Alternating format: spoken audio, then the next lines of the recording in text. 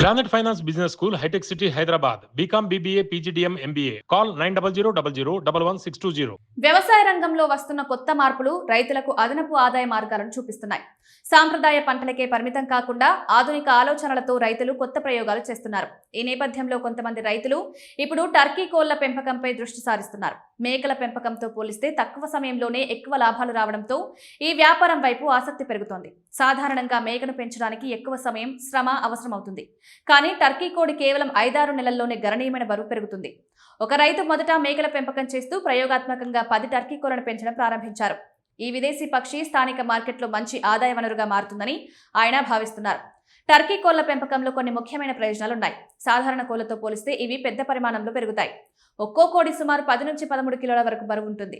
వీటికి వ్యాధి నిరోధక శక్తి కూడా ఎక్కువగా ఉండడంతో జబ్బులు వచ్చే అవకాశం తక్కువగా ఉంటుంది. ఇవి పెంచడానికి పెద్దగా స్థలం అవసరం ఉండదు. తక్కువ శ్రమతోనే మంచి ఆదాయం పొందవచ్చు. కాబట్టి రైతులకు ఇది సులభమైన వ్యాపార మోడల్గా మారుతోంది. ప్రస్తుతం మార్కెట్లో టర్కీ మాంసానికి డిమాండ్ కూడా పెరుగుతోంది. ఒక్కో జీవించి ఉన్న టర్కీ కోడి ధర సుమారు 4 నుంచి 6 వేల వరకు ఉంటుంది. కిలో మాంసం ధర 500 నుంచి 600 వరకు పలుకుతోంది. ఆరోగ్యంపై అవగాహన పెరిగిన నేపథ్యంలో యువత, జిమ్ వెళ్లే వాళ్ళు టర్కీ మాంసాన్ని ఎక్కువగా ఇష్టపడుతున్నారు. ఇందులో ప్రోటీన్ ఎక్కువగా ఉండడం, కొలెస్ట్రాల్ తక్కువగా ఉండడం దీనికి ప్రధాన కారణం. నగరాల్లోని రెస్టారెంట్లలో కూడా దీనికి మంచి డిమాండ్ ఉంది. టర్కీ కోళ్ల పెంపకం కేవలం వ్యాపారం మాత్రమే కాదు, గ్రామీణ యువతకు స్వయం ఉపాధి అవకాశంగా కూడా మారుతోంది.